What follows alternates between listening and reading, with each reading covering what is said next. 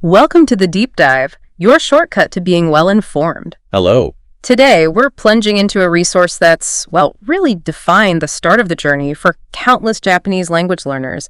GA-Day, an integrated course in elementary Japanese, Volume 1, 3rd edition. That's right. This isn't just any textbook gathering dust on a shelf. For many, GGNI is the trusted guide, Yeah.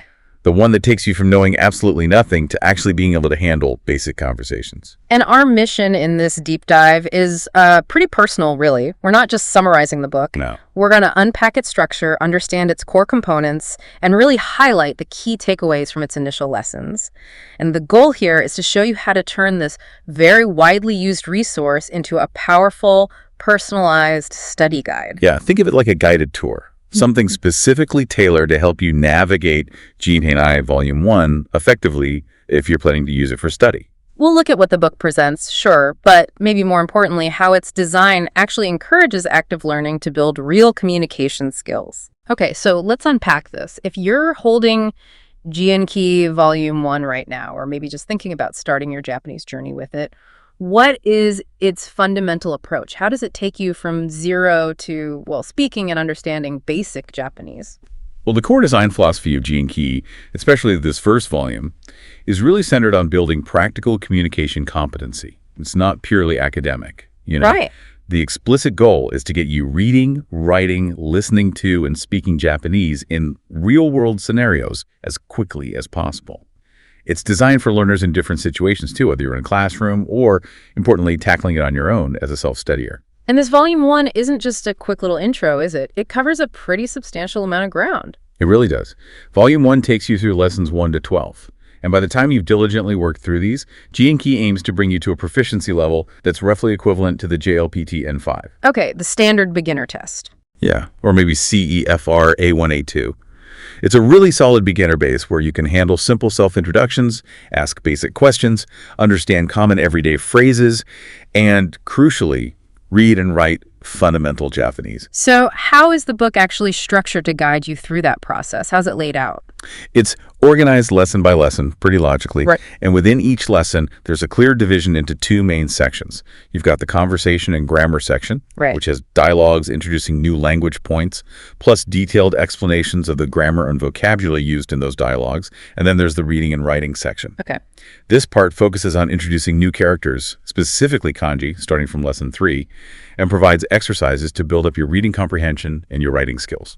Separating conversation and grammar from reading and writing within each lesson. How does that actually help someone using it as a study guide? Does it make it easier to focus? I think it does. It allows for focused practice, right? You can spend time really getting your head around the spoken language and the grammar structures in context through those dialogues. Then you can kind of switch gears and practice recognizing and writing the characters you need for reading and writing. But they work together. Oh, absolutely. Right. They're designed to be used in tandem. The reading and writing section very often reinforces the vocabulary and grammar you just learned in the conversation and grammar section. But using the proper scripts, it's definitely an integrated approach. Makes sense. And it's really worth noting that the source material mentions supplementary resources too. It's not just the textbook. Oh, right. Like workbooks and stuff. Exactly. There are workbooks for extra exercises, Yeah. audio material, which is crucial for listening practice and pronunciation modeling, and even dedicated apps, things like vocab cards and conjugation cards. And the 3rd edition apps came out relatively recently, September 2020. Okay, that's actually key. Especially for anyone using this as a self-study guide. It's not just the book itself. It's a whole ecosystem, really. It is. So how does having those extra components like the audio and apps really enhance the learning process? Well, it offers multiple ways to engage with the material, which is just so important for deep learning, isn't it? Definitely. You can read the grammar explanations in the book. Then you can hear native speakers using the language in the dialogues, absolutely essential for getting the pronunciation right and training your ear. Then you can practice writing the characters and applying the grammar in the workbook. And then you can use the apps for that focused drilling, like vocabulary and those sometimes tricky verb conjugations. Conjugations. Right. This kind of multi-sensory reinforcement helps solidify the knowledge much, much better than just reading the textbook passively. So, yeah, to really make Genki your study guide, you definitely need to leverage all these tools together. Okay, good tip. Now, before the book even gets into lesson 1 proper, there's this really critical section that lays the groundwork, the Japanese writing system. For any beginner, this is, well, fundamental, and Genki tackles it right at the start. Absolutely essential. Yeah. You simply can't progress effectively with the lessons if you can't read the material, you know. Japanese uses 3 main types of characters, and the book introduces them basically one after the other. Hiragana first, then katakana, and then kanji. And Romaji, the alphabet letters. Romaji, yeah, using the Latin alphabet is used initially, especially in the very beginning explanations of vocabulary lists. But the goal is definitely to transition away from relying on it as quickly as you possibly can. Got it. Let's start with hiragana then. What exactly is it, and why is it the first thing you absolutely have to master? Hiragana is the basic phonetic script. Think of it as the core alphabet for native Japanese sounds. Every single syllable sound in the Japanese language can be represented using hiragana characters. The source provides the complete chart, showing all 46 basic syllables. The classic chart everyone starts with. That's the one. Starting with the vowels A, E, O, and then moving through all the consonant vowel combinations like A, ku, C, and so on, right down to the single consonant N. And this is where it gets really, really interesting for a new learner, isn't it? Because mastering this chart is the absolute foundation. It's not just memorizing shapes. It's like permanently wiring those shapes to specific sounds in your brain. Precisely. And it's not just the basic syllables either. The source shows how diacritical marks modify some of those sounds. You have these little marks, a pair of short diagonal strokes called dakuten. They look like double quotes, or a small circle called handakuten. Adding these to certain syllables changes their consonant sound. How so? Well, for example, adding dakuten, the little quote marks, to syllables in the karo, hu, or adding handakuten, the little circle, to syllables in the haro, ho, hu, ha, haifu, hiho, changes them to pa sounds. Pa, pi, pu, parku. Wow, okay. So those tiny additions fundamentally shift the sound you make. Yeah, they create voiced sounds, like G instead of K, or the P sound. Then you also have contracted sounds. These are formed by combining syllables that end in E, like ki, R, etc., with smaller versions of ya, you, or you. Ah, the little ya, you. Exactly. So for instance, ki combined with a small becomes chi, or shi with a small becomes a shu. This lets you create those blended sounds like kia, shu, mia, ru, and so on. Okay, that makes sense. And there's also something about double consonants, using a small tsu, that little... Yes, the small tsuk is really crucial for rhythm and meaning. When you see it placed before a syllable, it indicates that the consonant sound of that following syllable is doubled.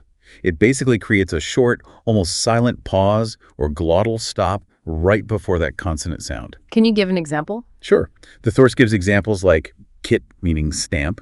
You hear that slight pause and emphasis on the ki sound. Kitte, not kite. Or sashi, magazine. Sashi. That little adds a beat and completely changes the rhythm and often the meaning of the word. Okay, so lots of little details just within hiragana. Are there any other tricky pronunciation points that Genki highlights early on for learners? Yeah, the source points out a few key things that are really important for getting the pronunciation closer to native. Long vowels are critical. Right, making the sound longer. Exactly. They're typically indicated by adding another vowel character after the vowel sound you want to lengthen. So, and after an S sound, after S, after U. For E and US sounds, it's usually adding S or S respectively, but sometimes you see us or used, especially in older words or based on etymology. The key thing is pay close attention to this, because vowel length can completely change a word's meaning. Like the classic example. The classic example provided is us abasan, which means grandmother, versus us, obasan, which means aunt. Just that one extra SS sound length completely changes the relative. Wow. Okay, so pronunciation isn't just about getting the sounds right, it's also about the timing and length. Exactly. Timing is key. The source also notes that the vowel E can be significantly reduced or almost silent devoiced technically, particularly after certain consonants like S, Right. su, uts, or utsu. So you barely hear it. Yeah, sometimes it's barely there.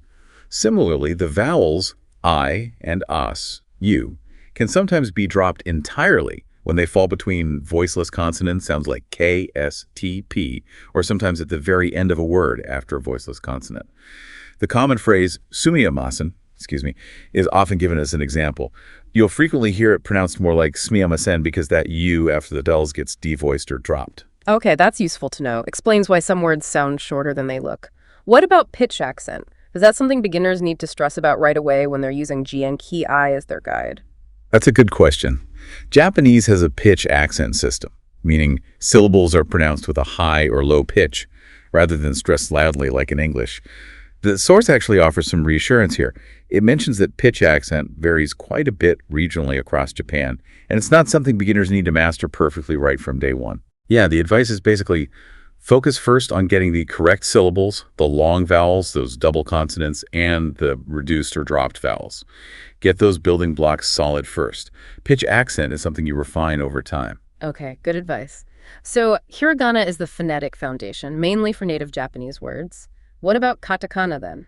Katakana is the other main phonetic script. It represents the exact same set of sounds as hiragana, syllable for syllable. The difference is purely visual. Katakana characters look different. They're generally more angular, maybe simpler in shape sometimes, like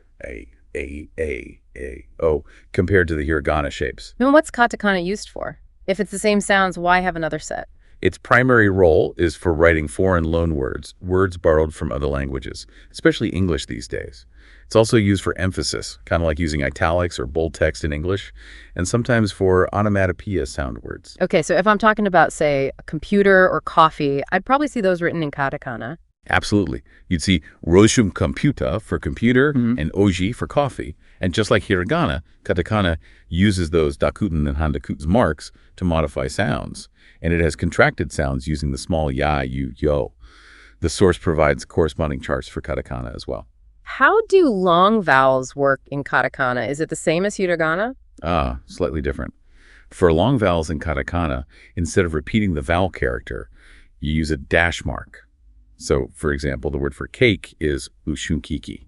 You see that dash after K extending the E sound. Okay, a dash for long vowels. And the source mentioned something about special combinations in katakana for sounds not traditionally found in Japanese. Yeah, this is a pretty neat adaptation the language uses for loanwords. Since Japanese has a relatively limited set of native sounds, they combine existing katakana characters to approximate foreign sounds that don't fit neatly. For example, to make a T sound, they might use yi-k followed by a small food to make P. Or for an fa sound, plus a small a mixed down. The source gives examples like Erwin for Halloween and Minyu, mineral wuta for mineral water. It really shows how the writing system adapts to incorporate words from outside. So putting it all together for someone using Genki as their study tool, mastering both hiragana and katakana feels like the absolute first priority, right? You really need to be able to read the books, examples, and dialogues in the actual Japanese script. Absolutely non-negotiable. Yeah. Seriously, Genki starts using hiragana and katakana extensively right from lesson 1, especially in the conversation and grammar sections. If you can't read them, you're effectively blocked from engaging with the core content. My advice, dedicate serious time, maybe even before you dive deep into lesson 1 grammar to those kana charts. Practice reading them, practice writing them, use flashcard apps, whatever it takes, until recognizing them and knowing their sounds is second nature. This is your key to unlocking the rest of the book. Solid advice. Okay, then there's a third writing system, kanji, the characters that most learners tend to find the most intimidating. Yeah, kanji can seem daunting. They are Chinese characters that were adopted into Japanese over, 1,500 years ago. Unlike the phonetic kana, hiragana and katakana, each kanji typically carries both a meaning and one or more pronunciations. One or more, so the same character can be read differently. Exactly.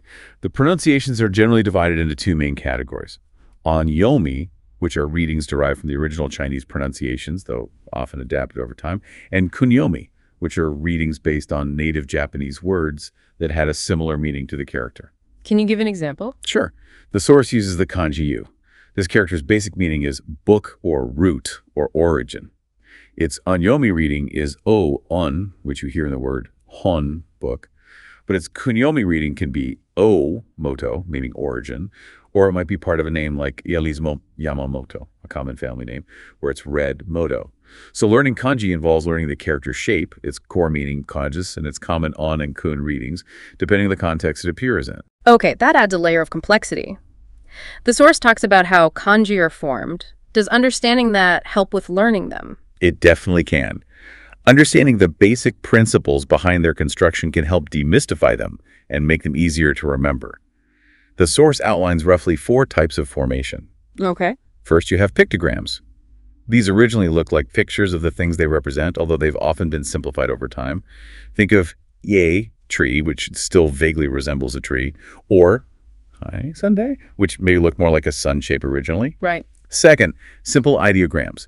These represent more abstract concepts while often using simple strokes, like shi, san 3, just 3 horizontal lines, or E, up with a line pointing upwards. Makes sense. Third, compound ideograms. These are cool.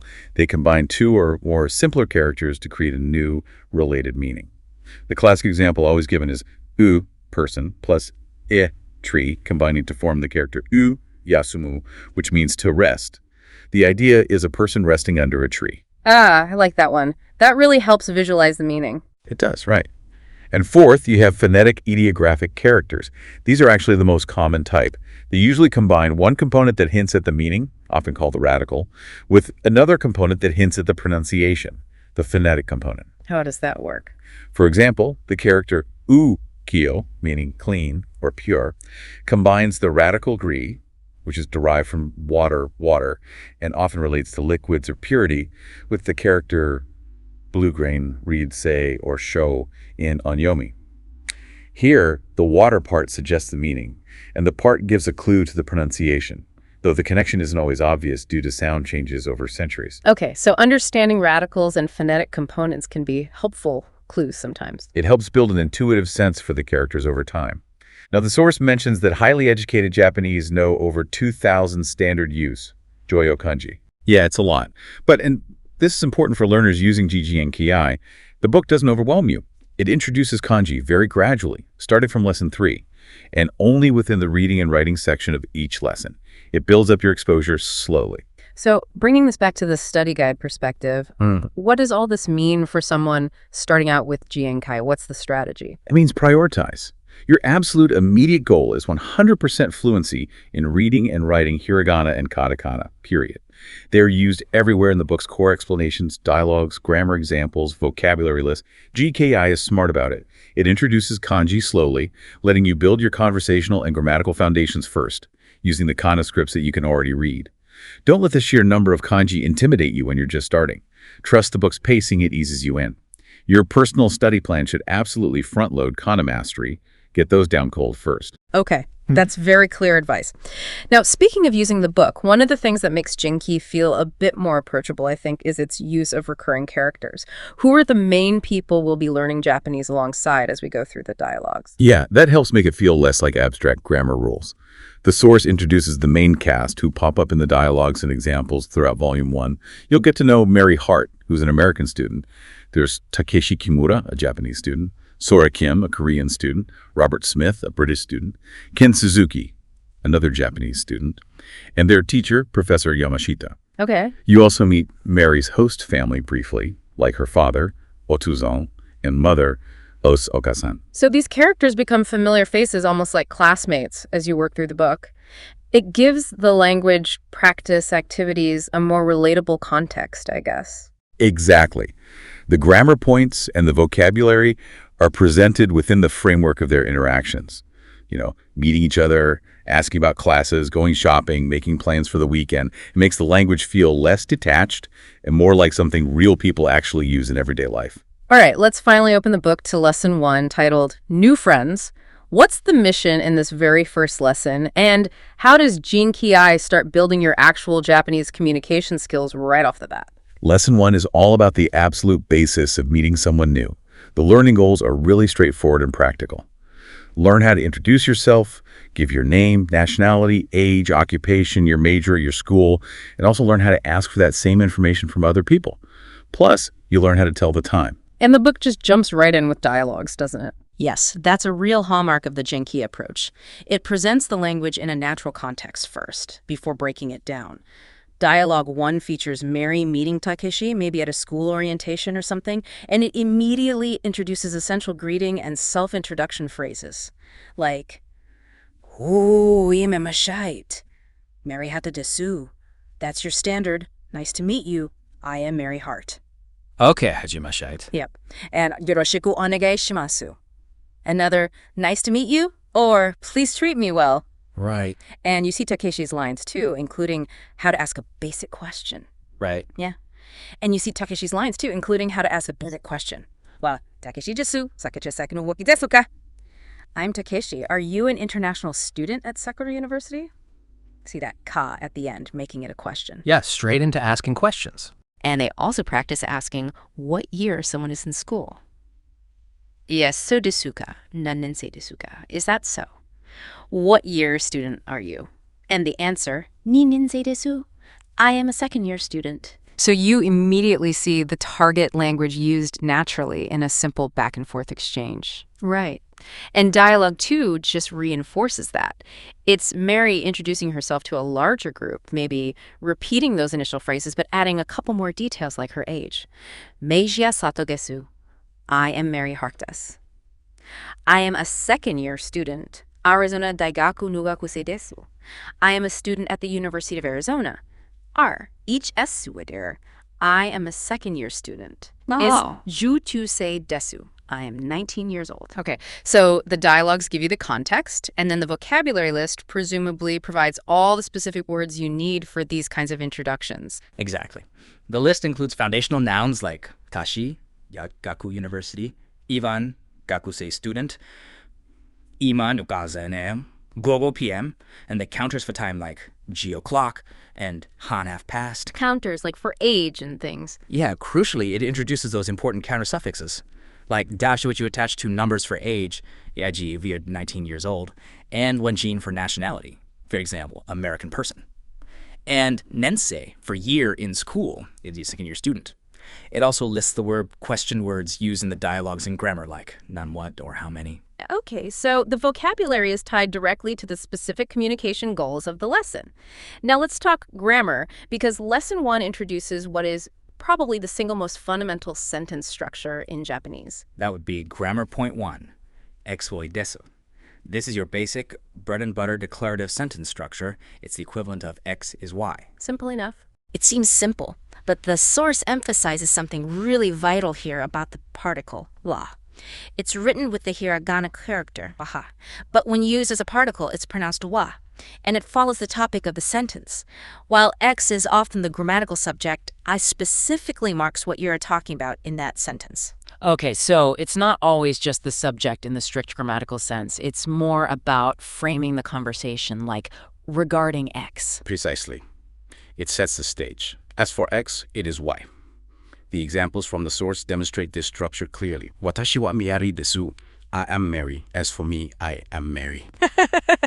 Watashi no senko wa Nihongo desu. My major is Japanese language. As for my major, it is Japanese language.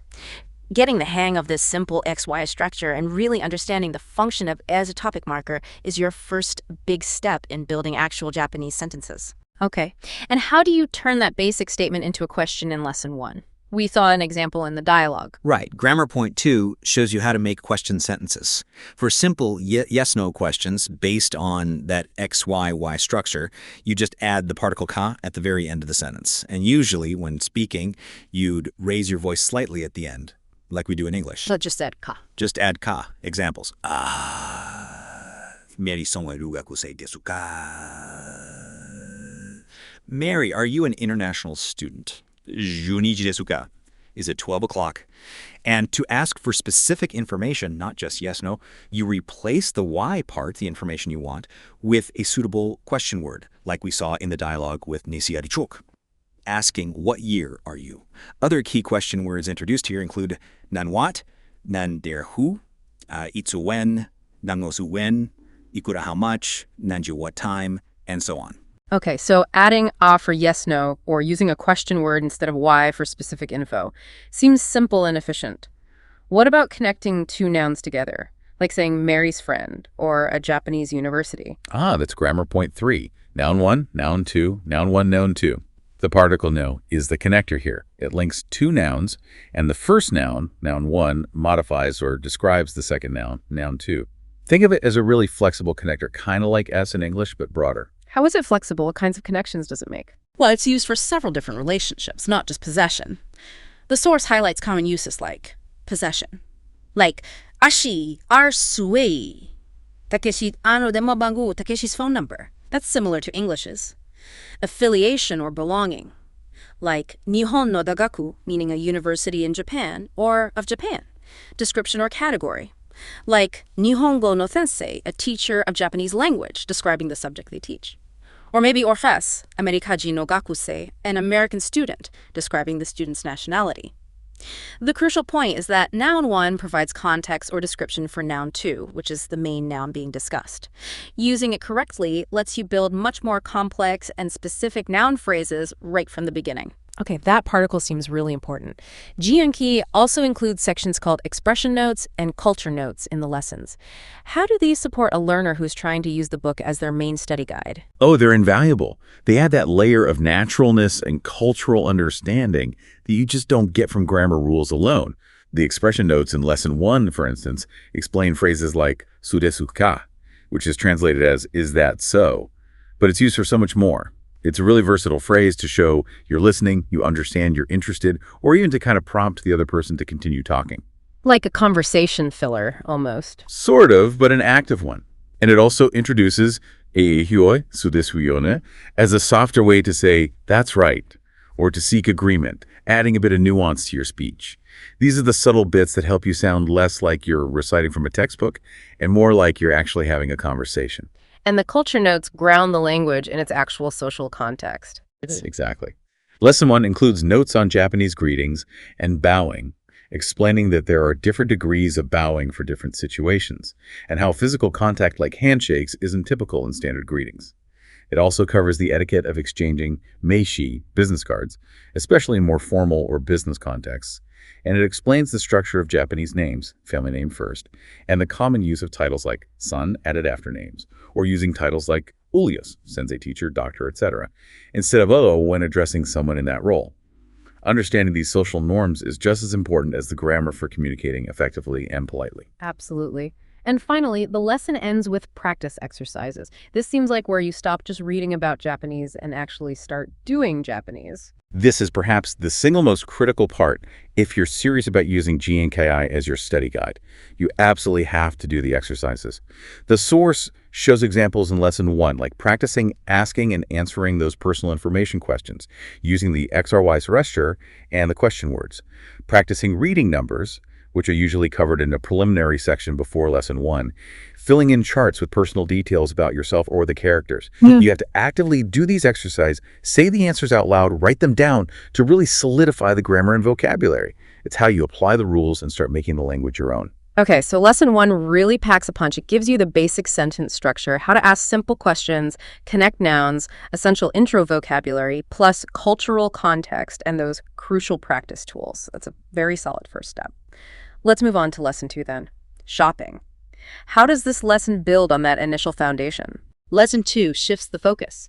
It moves beyond introducing people to interacting with the world around you, specifically focusing on physical objects and places you encounter in everyday situations, like, well, shopping or asking for directions. The learning goals directly reflect this. Learn how to ask and answer how much things cost and how to ask where places are located.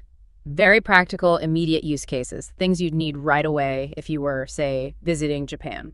Exactly. Dialogue 1 in Lesson 2 puts Mary right into a shopping scenario, sounds like a flea market, and demonstrates how to ask about the price of something.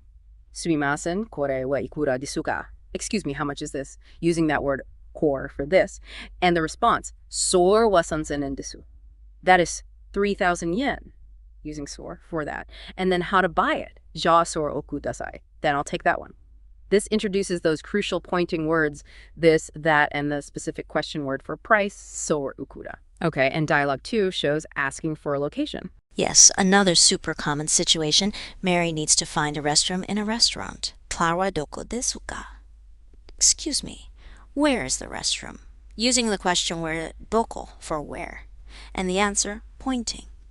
Asoko desu, it is over there, using a doko, followed by a polite acquiesce. For common objects like arika gozaimasu, thank you very much. These dialogues naturally introduce the vocabulary needed for these scenarios.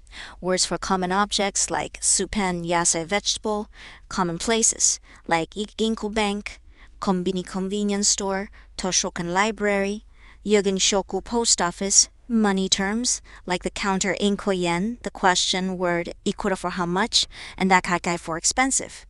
And that important shop greeting as a welcome. Okay, so the vocabulary gives you the things and places you need to talk about.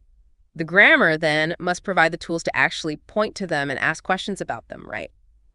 That's spot on. Lesson 2 introduces a really key pattern for demonstratives, words used for pointing. It's often called the R, kro, a, R, do series. Kosoa do. How does that work? Okay, so Grammar 1 gives you the demonstrative pronouns, words that stand alone and refer to things. You have koret, meaning this thing, something physically close to the speaker.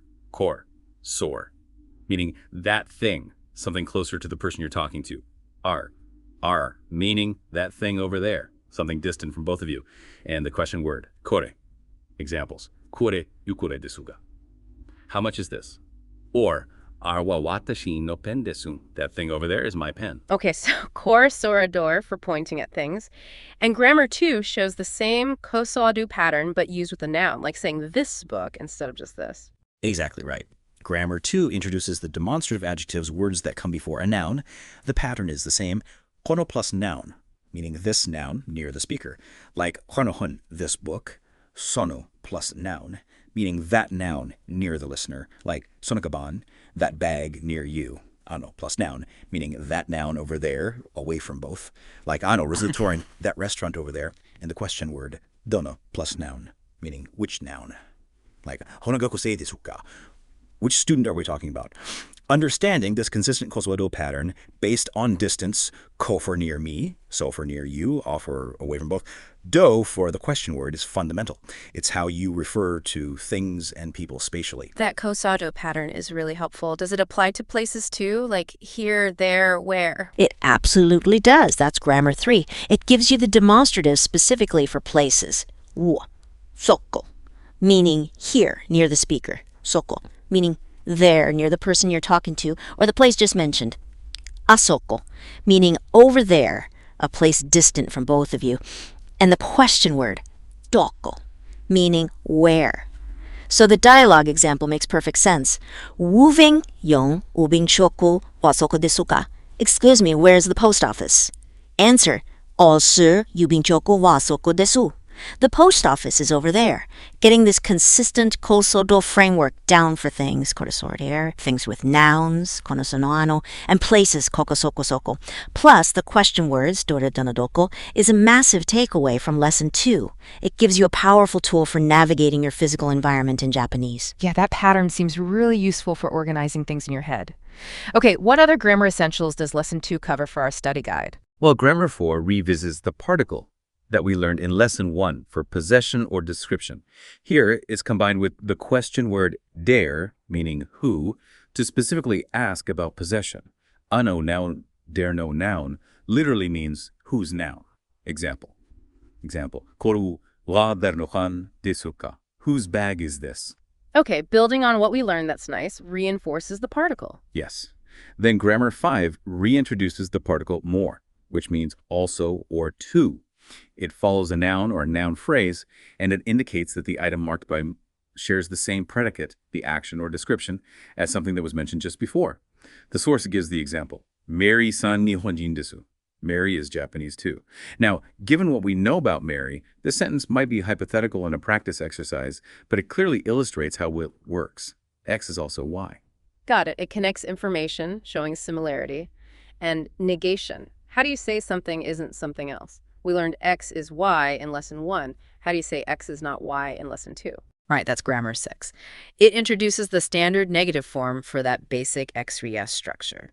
You replace the yi ending with yani desu. So X-yi, it means X is not Y. Example.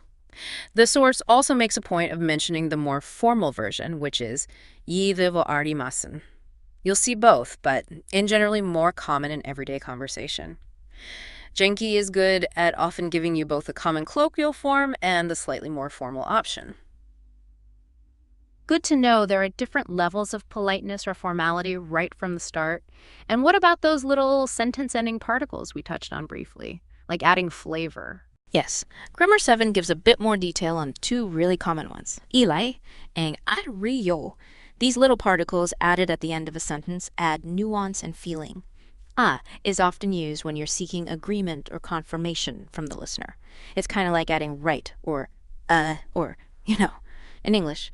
It softens a statement or invites a nod or a response. Example, Mr. S. Lee, your major is literature, right? You, on the other hand, is used more when you're asserting something with confidence or maybe informing a listener of something you think they might not know. It adds a sense of assurance or emphasis. Example, just so you know, tonkatsu is not fish. Maybe the listener seemed confused and you're confidently clarifying. Using particles like ia, I really seems like a key step towards making the language sound natural and conveying those subtle feelings in conversation. They are absolutely essential for conversational fluency. You hear them constantly. Oh, and the culture notes for Lesson 2 focus on Japanese currency, showing pictures of the yen bills and coins, mentioning that while electronic payments are common, cash is still very widely used, which is good practical info. And the useful expressions list reinforces those ordering phrases and the acknowledgement confirmation phrases we saw in Lesson 1, showing how the book circles back and reinforces important expressions in new contexts like shopping. And the practice exercises for Lesson 2, what are they focusing on? The practice is all about applying these new tools. You'll be using the demonstratives, koresore, konosomano, kokosokosoko, to identify objects and locations based on diagrams or scenarios. You'll practice asking and answering questions about prices, using and where things are, using There will be exercises on asking ownership questions with us. You'll practice negating statements using as, and importantly, role-playing dialogues in shopping and restaurant settings to put it all together. There's even a practice suggestion to compare prices in Japan to your home country, trying to tie it back to your own experience. Really getting comfortable with that koso-adu pattern and the negation is key practice here. All right, so from introducing ourselves and pointing at things, we move logically to Lesson 3, making a date. This sounds like we're finally adding the ability to talk about actions verbs. This must be a big step up. Yes. Lesson 3 is a major step because it introduces Japanese verbs in their polite masu form. This unlocks your ability to talk about daily activities, talk about schedules, and make simple plans with people. The learning goals reflect this. Discuss what you typically do, talk about when and where these activities happen, and learn how to make and respond to basic invitations. So the dialogues will probably be full of scheduling talk and activities. Exactly. Dialogue 1 has Takeshi asking Mary about her weekend routine. Mary-san, shumatsu watate nani ushimasu ka? Mary, what do you usually do on the weekend? Using that verb, shimasu do. Her answer. Using Mary, mimasu watch. Then she asks back, Takeshi-san wa? How about you, Takeshi? His reply. Using here, boku wa yoko aiga o mimasu. I often watch movies. And then Takeshi makes a suggestion using a new grammatical form involving verbs. 난 저주루비니 저랑 미마sen ka. Then would you like to see a movie on Saturday? That meimasen ka is the invitation form. Mary's positive response. Jirio jelega. That sounds great. Okay, instantly showing how to talk about routines and make suggestions. And Dialogue 2 features Mary talking about future plans with her host family, right? Using verbs to talk about what you will do. Yes, demonstrating how this same verb form can indicate future actions. Kyowasu a Kyoto ni ikimasu. I am going to Kyoto today. Using kyowasu, baby answers. Host mother asks, Benguyen achie goro karimasu ka? Around what time will you come back? Using karimasu, return, Mary answers, Bengohan o tabemasu ka? Will you eat dinner? Using tabemasu, eat. Mary's reply, Bango na tabemasu ka? Will you eat dinner? Using tabemasu, eat. Mary's reply, Ingo other babemasen? No, I will not eat. Using the negative form, tabemasen. These dialogues clearly require a whole new set of words, the action words, the verbs themselves. They absolutely do. The vocabulary list for Lesson 3 is packed with really essential high-frequency verbs. You get iku to go, kairu to go back return, ha kiku, which can mean to listen, hear, or ask, nomu to drink, hanasu to speak talk, yomu to read, okiru to get up, no tabaru to eat, nero to sleep, miru to see, look at, watch, kuru to come, yono to do, and the important compound verb benkyuzuru to study. Wow, that's a lot of core verbs right there. It is, and it also introduces key time words you need for scheduling, like kamabitu today, ashita tomorrow, kino yesterday, mainichi every day, shumatsu weekend, and the days of the week, like Saturday, used in the dialogue. This leads directly into grammar point 1, verb conjugation. This is really the core concept for lesson 3 for anyone studying, right? Getting these verb endings right. Absolutely. This is where you learn how to take those basic dictionary forms of the verbs, like taberu, aiku, and change them so you can actually use them in polite sentences. The source introduces the fundamental concept of Japanese verb groups, broadly categorized as ru verbs, yu verbs, and 2 main irregular verbs, kuru to come and suru to do. The primary conjugation taught here is the present future tense polite affirmative, which ends in mas, masu, and the present future tense polite negative, which ends in masen. Okay, ru verbs, yu verbs, irregulars. How do you know which group a verb belongs to, and how does that affect how you change the ending to masu or mesen? Identifying the verb group is the first hurdle, yeah. Jijing yi usually helps you with this early on, often marking new verbs. For ru verbs, these typically end in iru or eru in their dictionary form, like ku, taberu, or meru. It's usually the most straightforward conjugation. You just drop the final dim from the dictionary form and add ro for the affirmative or for the negative. So taberu becomes tabemasu or tabemasen. Exactly. And our taberu becomes sabemasu, eat, will eat, or sabemasen, don't eat, won't eat. Simple replacement. For yu verbs, these are verbs whose dictionary form ends in our new sound syllable, but not the iru-ero pattern of ru verbs, like akiku, nominan, hanasu. The conjugation is a bit more involved. The source explains that the final syllable ending in the nuha sound changes to the corresponding syllable in the sound row of the hiragana chart before you add rr or rech. Okay, can you give an example of that u to a change? Sure. Take aro iku to go. The final syllable is. The corresponding e sound syllable in the kuro is ki. So you change in or r and then add r. It becomes r ikimasu, go will go. For the negative, it's r no. Another one, machos or shan. The mu sound changes to mi, so it becomes toror no imasu or tramtismo imasu. Got it. Change the last vowel sound to I before adding masu-masen. What about the irregulars? There are really only 2 main irregular verbs you need to worry about at this stage. Kuru to come and shuru to do. They just have their own special forms that have to be memorized. Kuru becomes hu kimasu, come will come, and mais kimasen, don't come, won't come. Notice the reading changes from kuru to ki. Suru becomes shimasu, do, will do, and shimasen, don't, thou, won't do. And since many compound verbs are formed by adding crest to a noun like benkyusuru to study, benkyusuru study plus rain, they just conjugate like cheer. So benkyushisasuro and benkyushimesuro and benkyushimasen. Okay, so for studying Jinju, identify the verb type, ru, or irregular, then apply the correct rule to get the arsor ending. What exactly do these forms communicate? The dialogues use them for routines and future plans. Right. Grammar point 2 clarifies the meaning or function of this red tense. In Japanese, this single polite present tense form you learn in lesson 3 is used for 2 main purposes. 1, describing habitual or routine actions, things you usually do. Like the example, Mainichi terebi o mimasu, I watch TV every day. 2, describing future activities, things you will do. Like, Ashita Kyoto ikimasu, I will go to Kyoto tomorrow. You understand which meaning is intended based on the context, especially from time words used in the sentence, like gi every day versus tomorrow. Okay, so that single masu-masen form covers both I do regularly and I will do. That actually simplifies things quite a bit for beginners, doesn't it? It does, initially. You don't have separate future tense conjugations to learn right away. Now, of course, you need particles to connect these verbs to the rest of the sentence, what you do, where you do it, when you do it. Right, particles are the glue.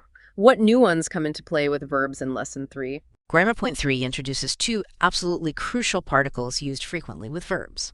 First, o. This particle is written with the hiragana wo, but typically pronounced just o when used as a particle.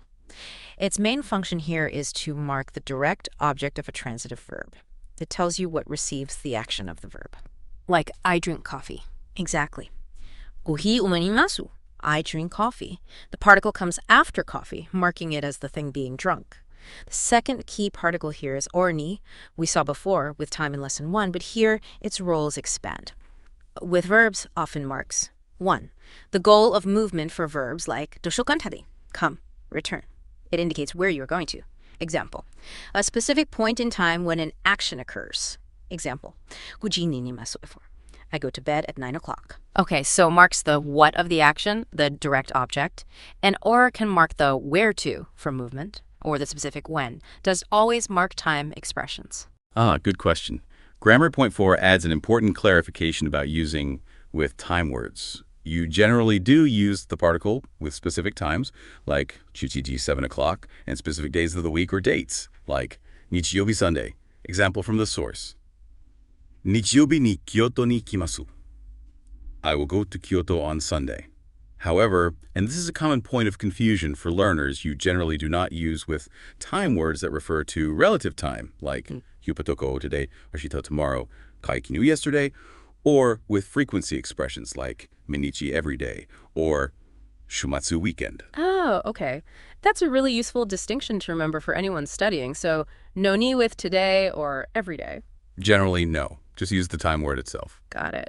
Now, how about making invitations? We saw that ninimasen ka in the dialogue. How does that work grammatically? That's grammar point 5, introducing the masen-ka structure. It's actually quite clever. You take the negative polite verb form you just learned and you simply add ba to the end. This transforms what would be a negative statement, I won't do X, into a polite invitation or suggestion. Won't you do X? Or how about doing X? Example, I ga omimasen ka? Won't you see a movie? Would you like to see a movie? It's a really common and useful way to invite someone to do something with you. Neat trick, just adding ka to the negative form. And how do you talk about how often you do things, like sometimes or often? Grammar point 6 introduces frequency adverbs. These words usually come before the verb phrase they modify. Key ones introduced here are artikidoki, sometimes, amari, not much, not often. An important point here, noted in the source, is that amari is typically used together with a negative verb form. Ah, okay. So amari goes with masen. Right. Examples. Watashi wa tokidoki toshoko ni ikimasu. I sometimes go to the library. Watashi-san wa amari benkou shimasen. Takeshi doesn't study much. Using with ardo with R. Okay, so now we're learning not just the action, but the who, what, when, where, how often, and even how to invite others. With all these different elements starting to pile up, time, words, objects, locations, adverbs, sentence structure must be getting more complex. What about word order? Yeah, grammar point 7 touches briefly on word order. The good news, and maybe the slightly confusing news for English speakers, is that Japanese word order is relatively flexible, except for one main rule. The verb almost always comes at the very end of the sentence or clause. The verb is always last. Pretty much. But the order of the other elements, the topic, the time phrase, the object, the location, can often be moved around without changing the core meaning because the particles attached to them tell you their function. The particles are your navigation system. They tell you the role of each word. Is it the topic, the object, a time, a location, regardless of where it appears earlier in the sentence? Can you show that flexibility? Sure. The examples from the source demonstrate this well. You could say, Watashi wa hyo nihongo o benkou shimasu. I, topic today, Japanese object will study. Or you could say, hata watashi wa nihongo o benkou shimasu. Today, I, topic, Japanese object will study. Both mean exactly the same thing. I will study Japanese today. The meaning is clear because arm marks as the topic, marks are as the direct object, and arma is understood as the time frame, even without a particle like su. That's a fundamental shift in thinking for English speakers, isn't it? Relying on particles more than strict word order. It really is. You learn to track the particles to understand who did what to what, when, and where, rather than relying solely on the sequence of words. It takes practice, but it's key. Oh, and the culture notes for Lesson 3 briefly mention Japanese houses, touching on traditional features like sliding doors versus modern Western styles, but keeping important elements like taking off shoes at the entrance. Genkan. This is relevant since dialogues often take place in home settings, and useful expressions include the important distinction between ikimasu, meaning I'll go, I'm coming, used when moving away from the current speaker's location, versus no, kimasu, I'll come, I'm coming, used when moving toward the speaker's location. Also, the word ato, which literally means a little bit, but is very frequently used to soften requests or invitations, making them less direct. Okay. And the practice exercises in Lesson 3, what should a learner focus on there? Practice is all about drilling those new verb concepts. You'll be conjugating verbs to the verb form, getting those ru verb versus u verb rules down. You'll practice using the particles for objects and for time destination correctly with various activities. There will be exercises asking and answering questions about daily routines and schedules, and of course, practicing making and responding to invitations using that suwup. This lesson really requires a lot of active verb conjugation practice to get comfortable with the different endings and groups. Repetition is key here. Lesson 3 definitely feels like a significant leap, bringing verbs and actions fully into the picture. Let's look ahead now to Lesson 4, the first date. What new ground does this lesson cover? Lesson 4 continues building on the previous lessons, adding more tools for sentence complexity. The main focuses here are 1. Learning to describe locations much more precisely than just here, there, over there by using relative location words. And 2, crucially, introducing how to talk about events that happened in the past. Ah, the past tense. That's huge. It really is. So the learning goals reflect this, being able to ask and describe where things or people are relative to other things, and being able to talk about habitual actions or specific events that occurred in the past. We saw asking where with Woko in Lesson 2, but now we can be more specific, like behind the station or next to the bank. Exactly. The grammar provides the tools for that. Interestingly, Dialogue 1 in Lesson 4 is a simple exchange where Mary asks for McDonald's downtown. Sumimasen. Makudo narudo wa doko desu ga? Excuse me, where is McDonald's? The answer uses a structure we haven't focused on yet. Asoko ni arimasu yo, it is over there. Using asoko for over there, but importantly, using this new verb arimasu. Okay, so that verb arimasu is the new tool here. What does it mean? Yes, that leads into grammar point 1, which introduces 2 fundamental verbs of existence, arimasu and arimasu. Both translate roughly to exist or to be located, or sometimes to have, but they have a critical distinction based on animacy. Arimasu is used for inanimate things, objects, plants, concepts, events. Arimasu is used for animate beings, people, and animals. Okay, so my book arimasu, but my friend imasu is that the basic idea? That's exactly the core distinction. The source examples make this clear. Makudo narudo ga asoko ni arimasu. There is a McDonald's over there. McDonald's as a place building is considered inanimate. Ishiko terebi ga arimasu. I don't have a TV. There isn't a TV. This is the negative form, arimasen.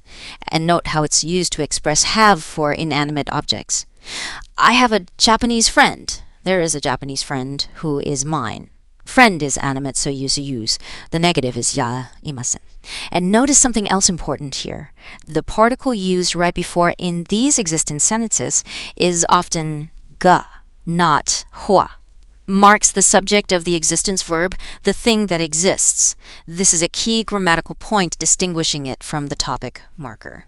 Ah, okay. So marks the subject when you're stating something exists with arimasu or rimasu.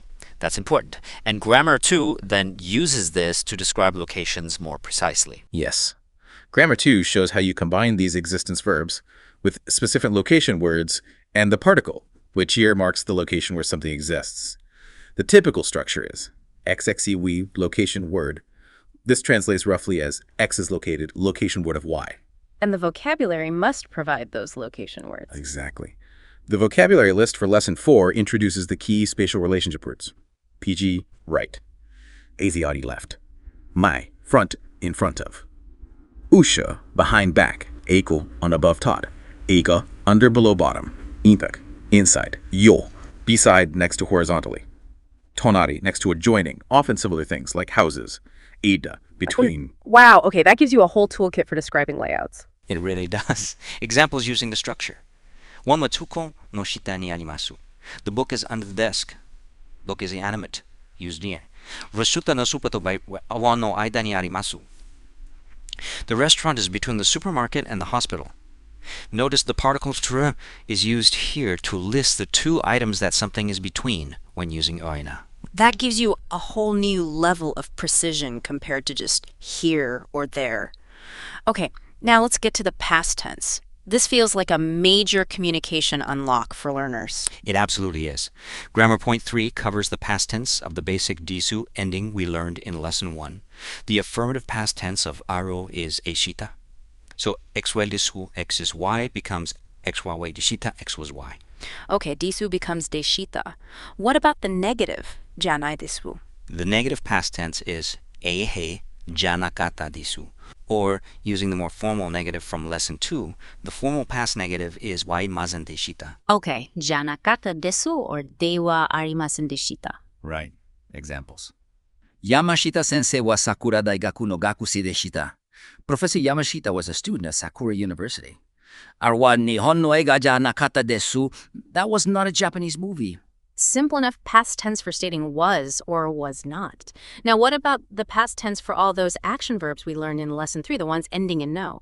How do you say ate or went or studied? That's grammar point 4, and the good news is that the past tense conjugation for the polite masu form is thankfully quite regular and straightforward. You simply change the final masu ending to sadamashita for the affirmative past, and you change the negative ending to masen ending to mazen ending to mazen deshita for the negative past. This pattern applies consistently across all the verb groups, rule verbs, you verbs, and the irregulars. Wait, really? So sabemasu eat just becomes sabemashita ate, and saibimasu go becomes ikimashita went. Exact. And the negatives. Payasam papasam becomes hawa sambasan deshita didn't eat. Hawa masan deshita didn't go. That's precisely it. It's a very consistent pattern once you have the basic forms down from lesson 3. Examples from the source using this. Nari-san wa kino uchi ni karimashita. Mary returned home yesterday. From watipwa. Mary-san wa kino uchi no shimasen deshita. I did not study Japanese yesterday. From Manny Fankyu Shimasen. And Dialogue 2 in Lesson 4 explicitly practices this past tense, with Mary talking about what she did during her day. Host asks, Kyou nani o shimashita? What did you do today? Past tense of hanshimasu. Mary replies, Shomen ni ikimashita. Shore otaro mimashita. Shashin to takusan torimashita. Yes, I went to the bookstore. Then I saw a temple. I took many pictures. Using past tense of hayu, miru, and autoru. Wow. Unlocking the past tense really is crucial for having more complex conversations, isn't it? You can finally talk about things that have actually happened. It dramatically increases your communication range. Being able to sequence past events is fundamental. Lesson 4 also briefly revisits the particle moga in grammar point 5, just reinforcing its meaning of also or to, but now showing it applied to past actions as well. The example clearly demonstrates this. Professor Yamashita mo kino Kyoto ni ikimashita. I went to Kyoto yesterday. Professor Yamashita mo kino Kyoto ni ikimashita. Professor Yamashita also went to Kyoto yesterday. That demonstrates how links related past events, just like it linked present states. Makes sense. The vocabulary for lesson 4 also adds more useful nouns like inu dog, ao, nickel cat, kudomo child, time words, including the question word itsu, when duration, o itajikan 1 hour, and some useful connector words like atsushite, and then also, and atora, other for, and useful phrases like kuk hikuri de lon, and moshi moshi, the standard way to say hello on the phone. Yeah, it's continually adding those little building blocks you need for richer, more connected conversation.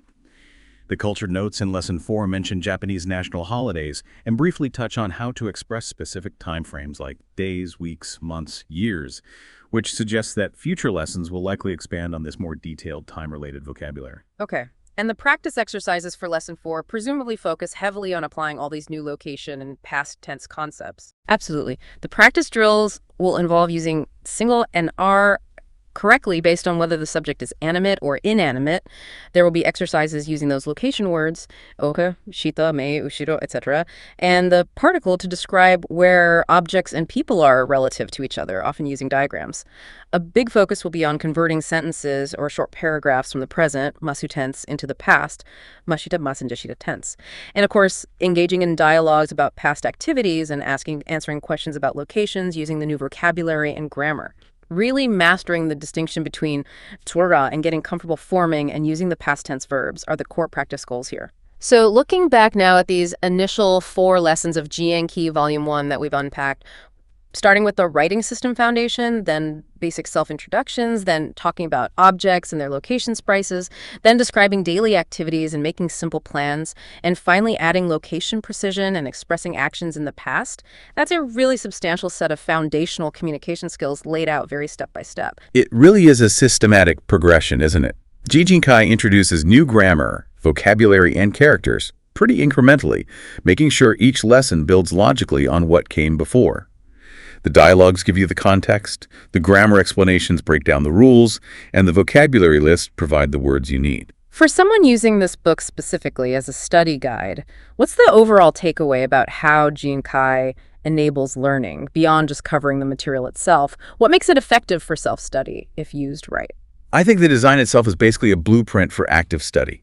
It doesn't just passively present information. It immediately provides dialogue so you can hear the language used naturally, vocabulary lists to acquire the words, clear grammar explanations to understand the rules, and then critically a wealth of practice exercises, both in the main textbook and usually in a companion workbook, designed to make you actively use the language you just learned. Right, the doing part. Exactly. To truly benefit from Genki as a study guide, you have to engage with all of it. Don't just read the grammar explanation once and move on. Reread it, say the example sentences out loud, then do the practice exercises until you can produce similar sentences yourself without having to consciously think about the rule every single time.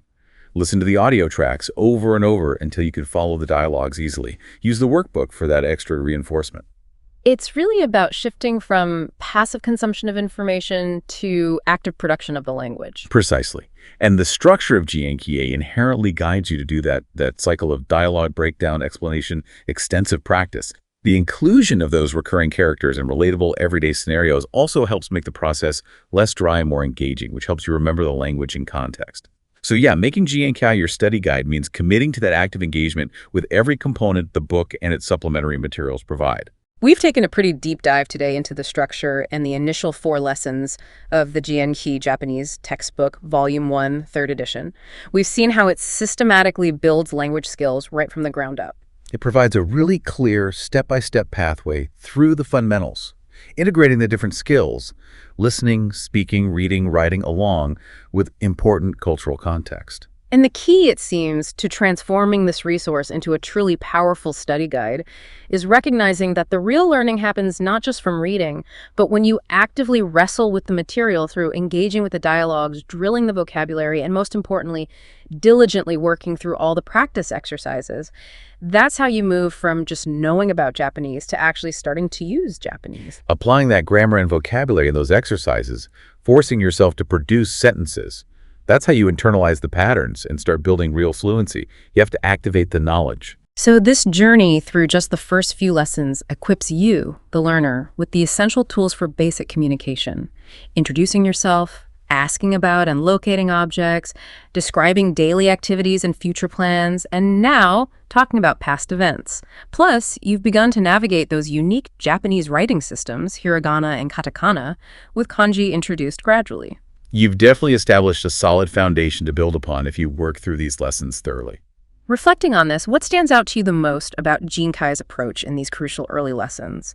And for our listeners, how might you incorporate its core structure, that consistent loop of presentation, explanation, and intense active practice into your own ongoing language learning process, whatever language you might be studying? Yeah, thinking about how you can replicate that cycle of exposure, understanding, and active production, even outside the confines of a specific textbook structure, is a really valuable takeaway for any language learner, I think. Because ultimately, language learning isn't just about accumulating facts or grammar rules. It's about fundamentally rewiring your brain to think in new ways and opening doors to new cultures, new connections, new ways of seeing the world. Genki offers a very structured, well-regarded way to begin that exciting and sometimes challenging process for Japanese. Keep exploring.